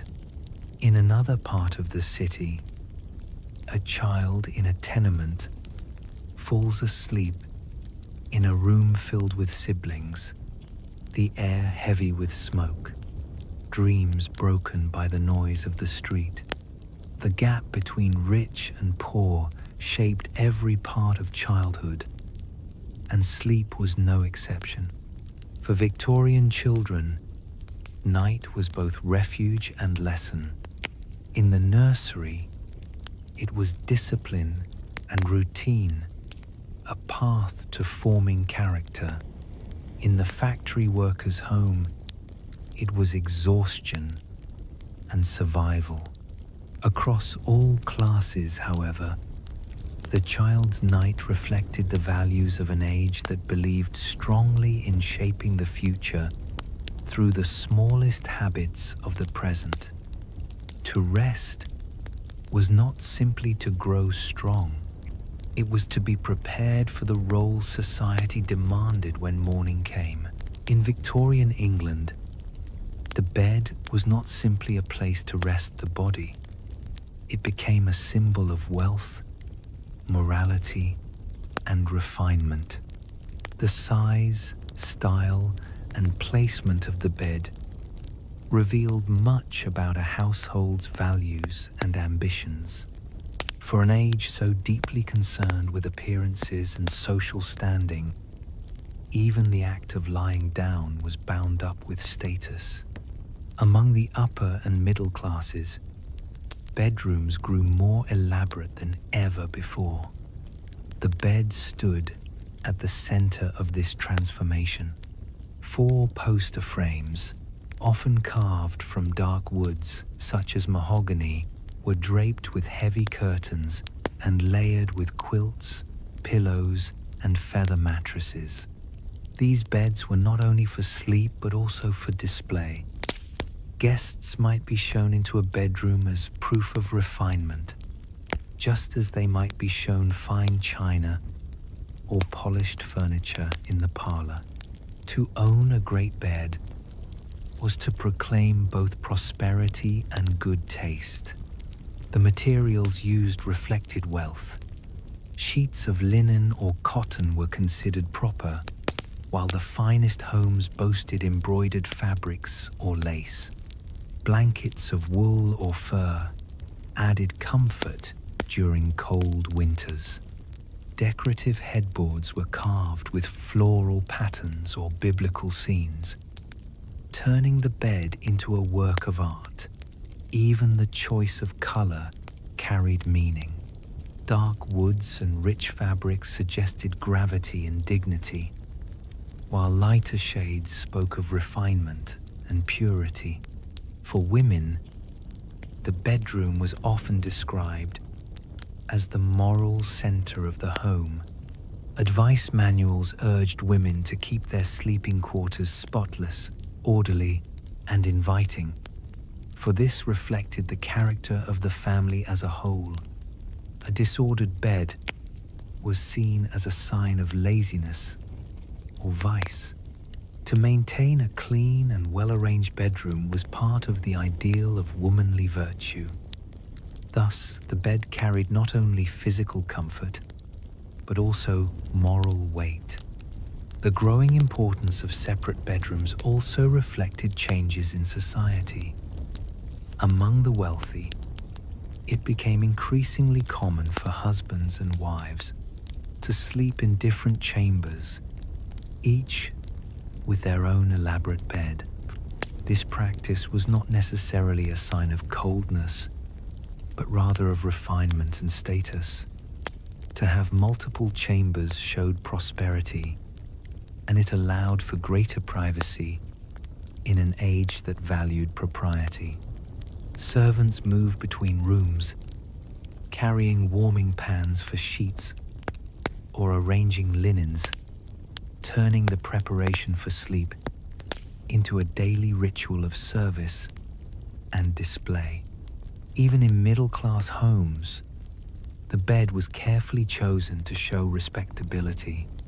A sturdy frame, fresh linens, and well-arranged covers told visitors that the family lived in good order. The bed became a silent statement of discipline and morality. In contrast, the poor continued to sleep in crowded rooms, on straw pallets or simple cots, a reality often described with shock by reformers who visited slums. The contrast between a luxurious four-poster bed and a shared pile of rags was a vivid symbol of inequality in Victorian society. The symbolic role of the bed also extended to death. Victorians placed enormous importance on the deathbed as the site of final words, prayers, and the passage into eternity. Beds were often where families gathered to witness the last moments of a loved one. Paintings and literature of the time showed noble deathbeds as scenes of dignity, surrounded by family and clergy. Thus, the bed carried meaning at both the beginning and the end of life, framing the most important transitions of existence. Imagine a wealthy household in London. Guests are led on a tour that includes not only the drawing room, but also the bedchamber, where a great four-poster stands, draped in velvet. The mistress of the house speaks with pride about the fine lace on her sheets, the polished surface of the wood, and the freshness of the linens. In another part of the city, a working family lies together on a single mattress, thin blankets pulled tight, the sound of the street filling their dreams. Between these two scenes lies the full weight of Victorian values, where the bed was more than furniture. It was a mirror of class, morality, and identity. For Victorians, to speak of a bed was to speak of far more than rest. It was to speak of order, refinement, propriety, and even salvation. The bed revealed the wealth of a family, the virtue of a household, and the discipline of its members. In this way, the night itself became a stage where society displayed its values and where even sleep was judged by the standards of class and morality. In Victorian England, sleep was not viewed only as a biological need. It was also framed as a moral act, a reflection of discipline, character, and virtue. The culture of the age linked rest directly to responsibility, believing that the way one spent the night revealed much about the strength of the soul. To sleep too much, or at the wrong hours, was considered a weakness. To rise early and use time wisely was praised as proof of moral fiber. Advice books and sermons often warned against idleness in bed. Popular sayings declared that early rising led to health, wealth, and wisdom. Parents taught children that staying long under the covers was a sign of laziness and vice. Moralists argued that excessive sleep dulled the mind and weakened the will. For men, early rising was tied to success in work and ambition. For women, it was linked to household order and virtue. A clean, well-managed bedroom became proof of a virtuous life. The reforming spirit of the era extended into the night. Campaigners for temperance spoke against the dangers of drink, which they said led to disturbed sleep and sinful dreams. Medical writers echoed these warnings, advising moderation in food and alcohol as part of a disciplined routine. Sleep was seen as part of health, and health was tied to morality. To neglect proper habits before bed was to invite both illness and weakness of character. Religious belief reinforced these views. Night prayers were encouraged, not only as a way to seek protection, but also as a test of devotion. To end the day without turning thoughts to God was frowned upon. Many families gathered for evening prayer before retiring, linking spiritual duty to the act of closing the eyes. Ministers preached that the night was a time of trial, when temptation could enter through dreams or idle thoughts. Only by discipline and faith could one pass safely into morning. Even among the poor, reformers urged these ideals.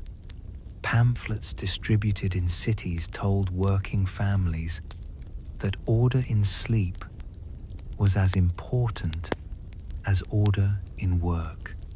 Mothers were advised to put children to bed at set hours, to rise early themselves, and to keep sleeping spaces tidy.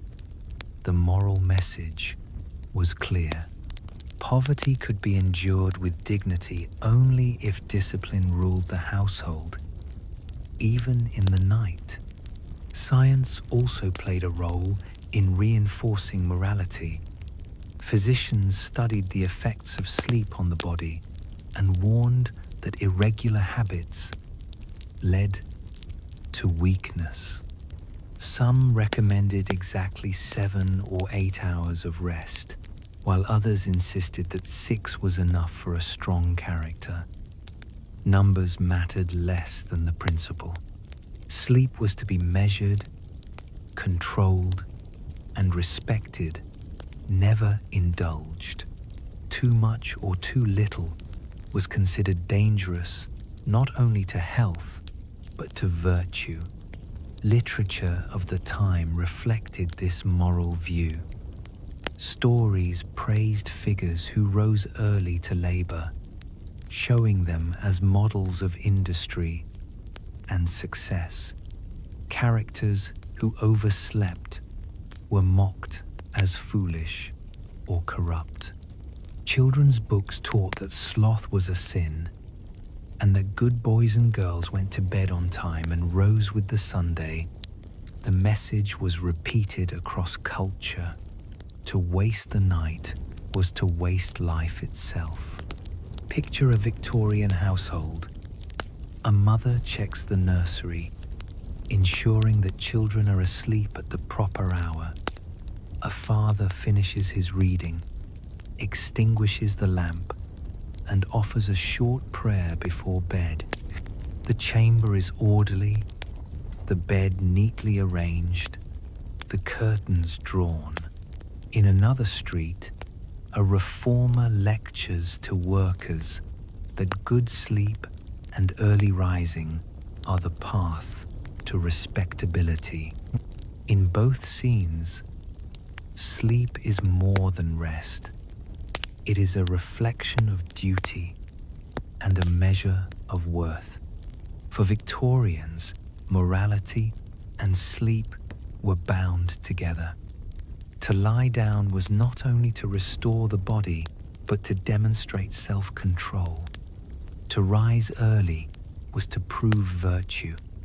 The bedroom became a stage where discipline and character were displayed, whether in the nursery, the home of a laborer, or the mansion of the wealthy.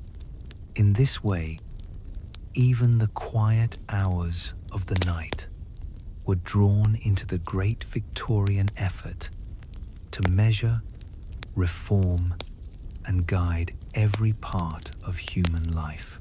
In Japan, the traditions of sleep developed along a path quite different from that of Europe. Instead of heavy wooden beds and thick curtains, the Japanese night was shaped by simplicity, order, and closeness to the natural world. The surface beneath the body, the position of the sleeper, and even the air in the room were all seen as part of a balanced way of life. The result was a culture of rest that valued harmony over display and restraint over luxury. At the heart of this tradition was the tatami, the woven straw mat that covered the floors of Japanese houses. Tatami mats were soft yet firm, their smooth surface providing a natural base for sleep. They were carefully maintained, replaced when worn, and arranged in patterns that reflected both function and aesthetic rules. To sleep on tatami was to connect directly with the living materials of nature, rather than being raised above them by heavy frames. Upon these mats, people placed futons, padded quilts that could be folded and stored each morning. Unlike European beds, which were permanent fixtures, the futon was flexible. It was laid out at night and tucked away by day, leaving the room free for other activities. This rhythm gave households both order and efficiency, keeping spaces uncluttered and adaptable. It also reflected the Japanese value of simplicity, where each object served multiple purposes and nothing was wasted. Futons were filled with cotton or wool, covered with fabric, and layered with blankets in colder seasons. Pillows, often filled with beans or buckwheat husks, supported the head and allowed air to circulate, keeping the sleeper cool. The design emphasized practicality, comfort, and a natural flow of breath. Sleeping close to the ground also helped regulate temperature, as cooler air settled near the floor in summer, and warmth from the body was better retained in winter. The arrangement of the sleeping space followed clear rules of harmony. A futon was ideally placed so that the head did not point toward the north, a direction associated with death and funerary rituals. Airflow was important, so sliding doors or windows were opened to let breezes pass gently through the room. The sense of order extended to posture as well. Lying flat on the back with arms at the sides was often encouraged, reflecting an ideal of balance and stillness. Dreams played a role in Japanese thought, though often more subtle than in other cultures. Some believed that dreams reflected the state of the spirit, while others treated them as fleeting images without lasting weight. What mattered more was the calm state of mind before rest. Evening rituals such as bathing in warm water, drinking tea, or writing poems were ways of clearing the heart and preparing for peace. To carry anger or worry into the night was considered harmful, disturbing not only rest, but also the spirit itself. For families, bedtime was both practical and communal. Several futons might be laid side by side, allowing parents and children to sleep near one another. The closeness reinforced bonds of affection and trust. In the morning, the futons were folded, shaken, and stored, keeping the household neat and ready for the day's activities. The simple act of folding bedding became a ritual of order, marking the boundary between night and day. Picture a Japanese home at dusk. The sliding doors are closed. The soft scent of tatami fills the air, and futons are laid out in neat rows. A family sits together after bathing, drinking tea and speaking quietly. The lamps burn with a warm glow, shadows stretching across the straw mats. When the time comes, they lie down close to the earth, wrapped in quilts, their breath slow and even. The room is still, uncluttered, and calm, as though the space itself invites sleep. For Japan, the culture of sleep was never about grand display or moral judgment. It was about balance, simplicity, and respect for the rhythms of life. To rest on tatami and futon was to rest in harmony with the world, close to the earth, and in tune with the order of the household. This tradition, born of practical needs and cultural ideals, remains one of the most enduring ways that people have shaped the night into a space of peace. Across the Middle East, the traditions of night and sleep carried both practicality and poetry. The lands of deserts, oases, and bustling cities shaped customs that blended the need for coolness, the closeness of family, and the presence of faith. Bedtime was never simply closing the eyes. It was surrounded by fragrance, by story, and by devotion, turning the night into an experience that linked the human body with both heaven and earth. Houses in regions such as Persia, Arabia, and the Levant were often designed with open courtyards or flat roofs. During the hottest months, families slept beneath the stars, spreading bedding on rooftops where breezes eased the heat of the day. The sight of constellations above became part of the memory of childhood nights. In cooler months, rooms were arranged around central courtyards with mats and cushions laid on the ground. Rather than heavy wooden frames, bedding was light and flexible, rolled out at dusk and folded away at dawn, keeping homes uncluttered. Fragrance filled these nights.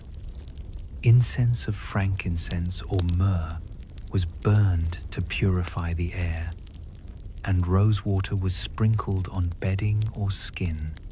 In wealthier households, perfumes were stored in glass bottles, their scents released before sleep as a gesture of refinement. The idea was not only to mask odors, but to create a space of calm, where the senses were soothed and the spirit invited into peaceful dreams. Aromas lingered as a reminder that sleep was part of a larger rhythm of beauty and devotion. Storytelling was central to Middle Eastern nights. Families gathered in courtyards or on rooftops, where elders recited tales. Some stories were humorous, others moral, and many were woven with wonder. The tradition of oral storytelling, later immortalized in collections such as the Arabian Nights, filled evenings with images of distant lands, clever heroes, and magical journeys. For children, such stories softened the transition to rest, carrying imagination into sleep. For adults, they reinforced shared culture, history, and values. Faith shaped every hour of the day, and the night was no exception. Muslims recited evening prayers before sleep, entrusting their souls to God during the vulnerable hours of rest.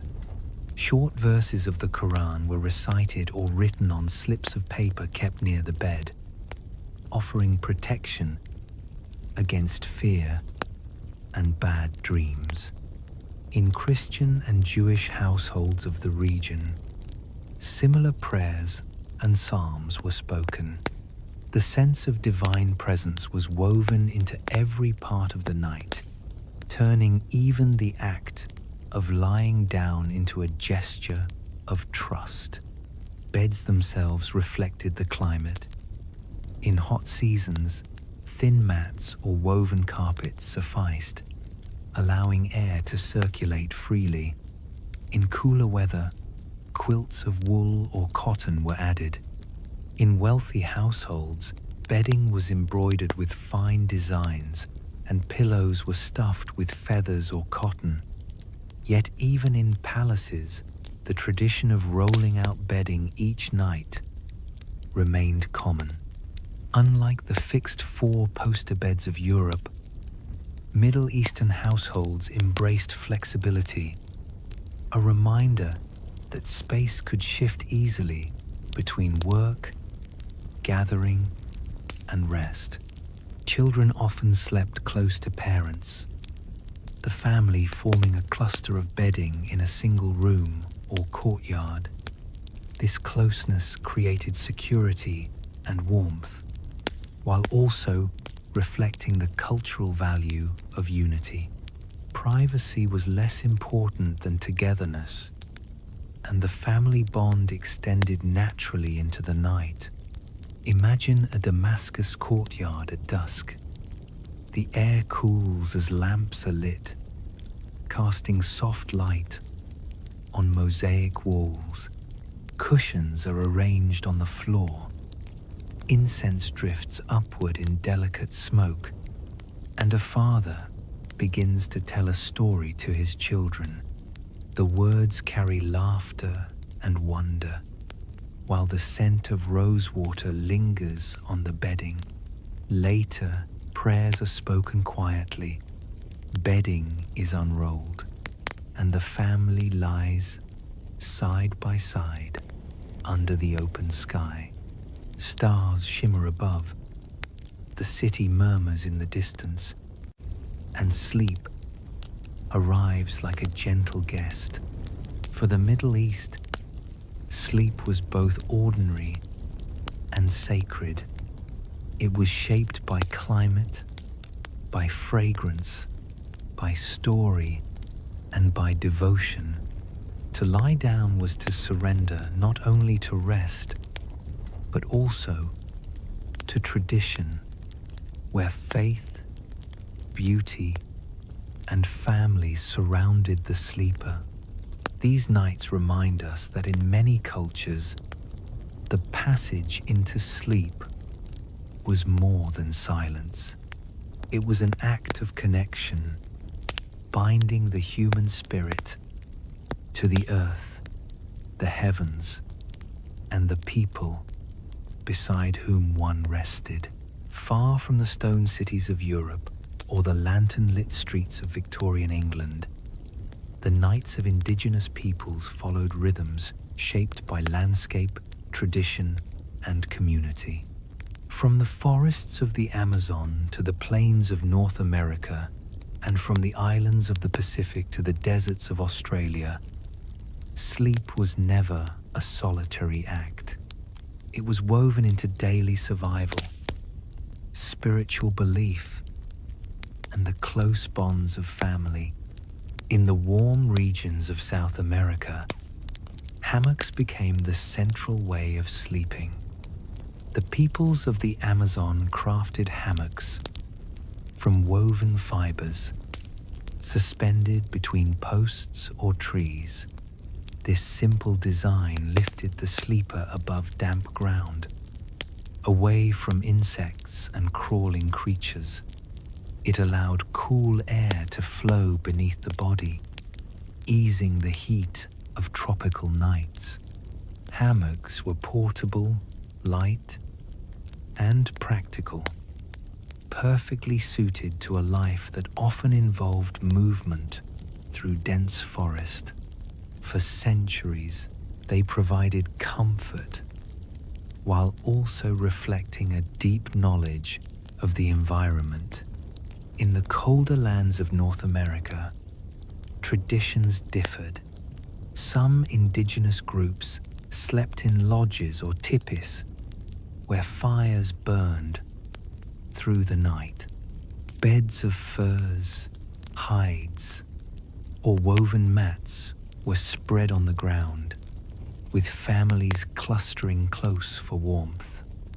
Smoke filled the air, not only from fires, but also from herbs burned as part of ritual.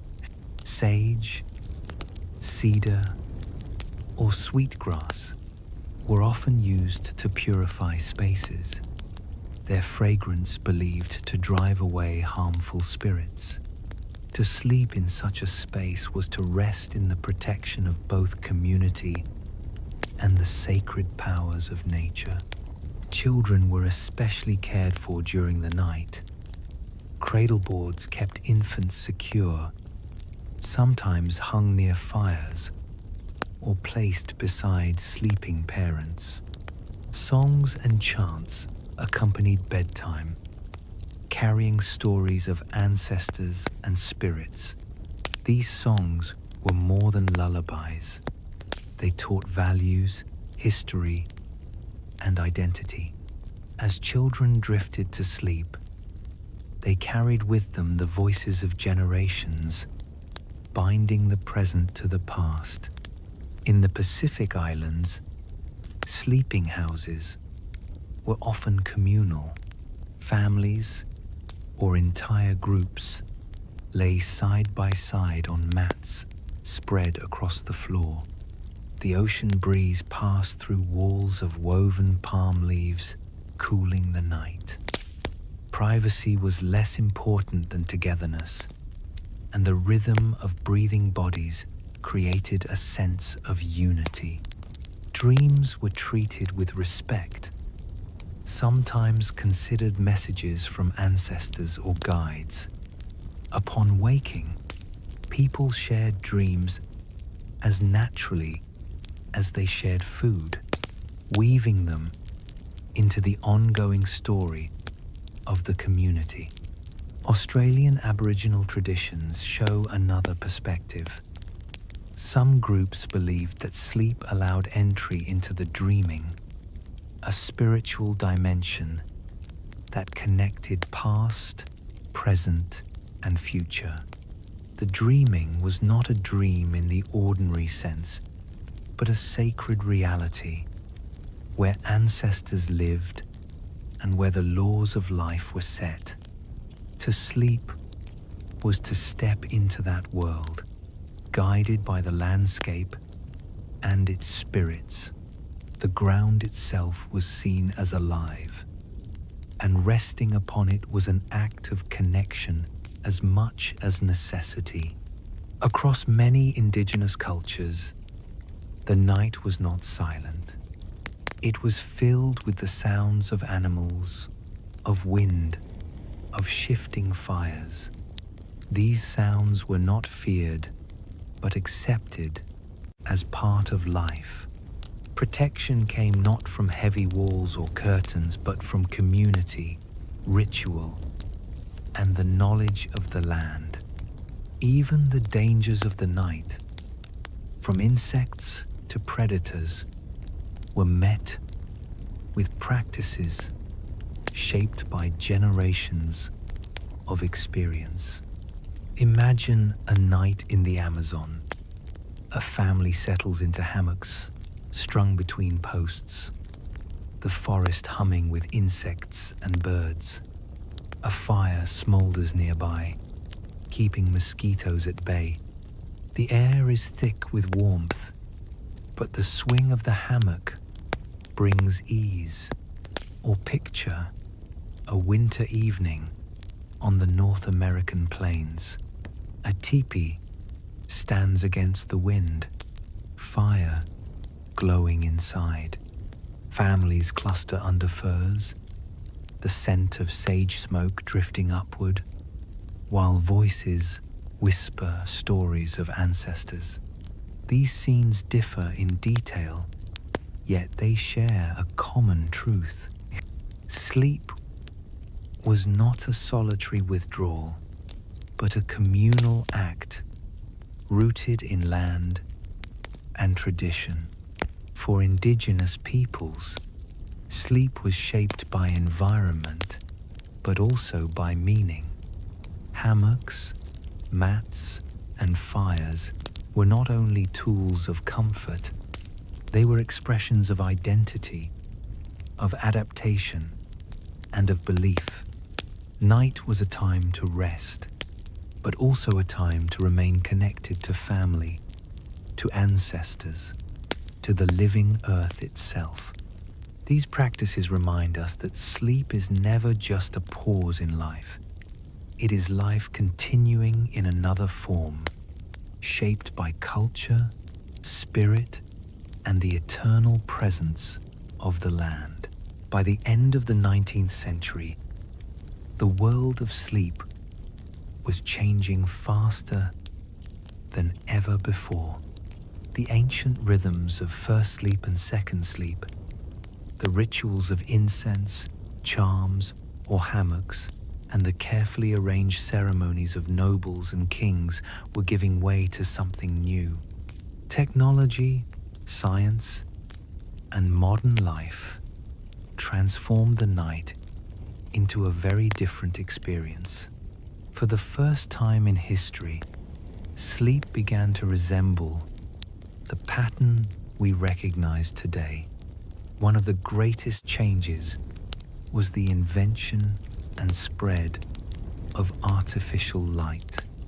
Gas lamps had already reshaped cities, but with the arrival of electricity, night itself was conquered. Streets glowed with steady light, and homes began to shine after sunset. People stayed awake later, reading, working, or socializing long into the evening. The old pattern of segmented sleep faded as continuous hours of rest became the expectation. Darkness was no longer absolute, and the body adapted to this new environment of brightness and activity. The design of beds also shifted. The industrial age brought the invention of the coil spring mattress, offering support and comfort unknown in earlier centuries. Mass production made such mattresses more widely available, not just for the wealthy, but increasingly for the middle classes. Iron and brass bed frames replaced heavy wooden structures, reducing pests and making beds easier to clean. What had once been a mark of status slowly became a standard feature of ordinary households. Ideas about sleep grew more scientific. Physicians studied its patterns and advised patients on hygiene of rest. They recommended a fixed number of hours, regular schedules, and proper ventilation. The influence of superstition weakened, though not entirely. Dreams were still interpreted by some as signs or warnings, but growing numbers of people began to see them as natural products of the mind. Sleep was framed less as a mystical passage and more as a biological necessity, essential for health and productivity. The rise of industrial work also reshaped bedtime. Factory whistles and train timetables demanded punctuality. Shift work required men and women to rest at odd hours, and society debated the dangers of sleeplessness. Reformers spoke about the importance of rest for workers, linking it to safety and efficiency. Employers sometimes resisted these calls, valuing output over well-being. Yet the very fact that sleep became a subject of debate showed how deeply modern life was intruding upon the ancient rhythm of night. Cultural differences remained. In Japan, futons continued to be spread on tatami mats. In the Middle East, families still unrolled bedding on rooftops. In indigenous communities, hammocks and mats carried on their long traditions. Yet even these practices began to feel the touch of modernity. Imported fabrics, factory-made blankets, and lamps appeared in homes across the globe. The traditions of centuries blended with the inventions of industry, creating new ways to rest. The emotional meaning of the bedroom also changed. In Victorian England and beyond, bedrooms had been tied to morality and display. Now, they began to be seen more as personal sanctuaries.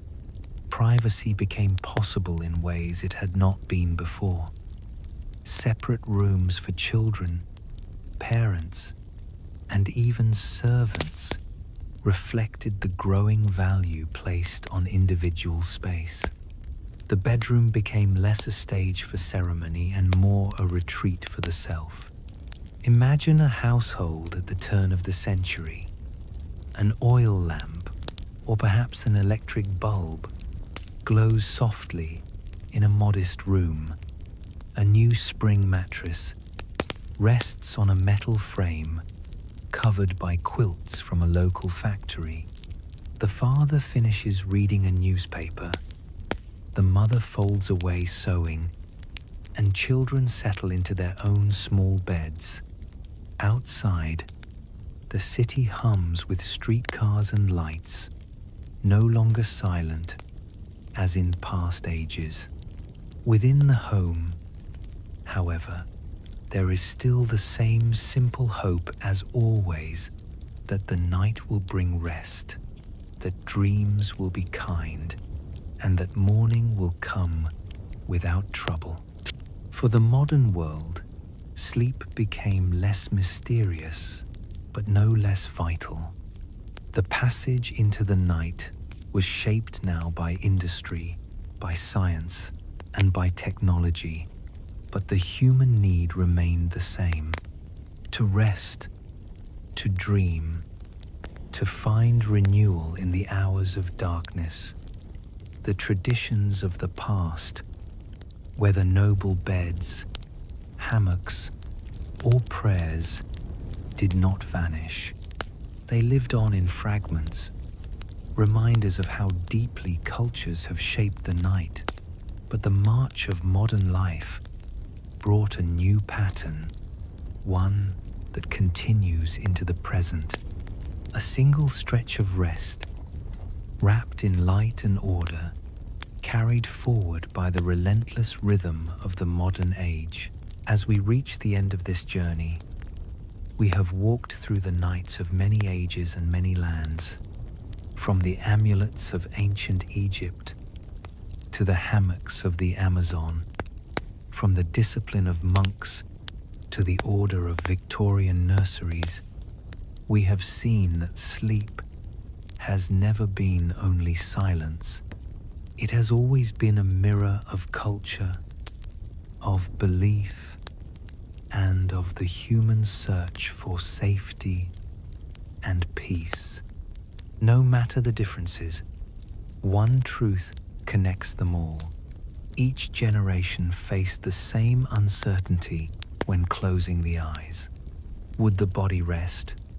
Would the soul be safe? Would the dawn return? Rituals, remedies, and rules were created to answer these questions. Some were shaped by fear, others by faith, and many by simple human care. Today we sleep on mattresses of springs and memory foam, in rooms lit by electric light, yet the old patterns remain in spirit. We still whisper prayers, share stories, or seek comfort in scents and sounds before bed. The past reminds us that sleep has always been more than the end of the day. It is a fragile passage where the body renews itself and the mind drifts into mystery. So as you listen now, may these stories ease your thoughts. May the quiet of history settle around you, and may the night bring you peace. Thank you for joining this calm journey through time. This has been Boring Boris, History for Sleep, read by Nathan. May you find rest, and may your dreams be gentle.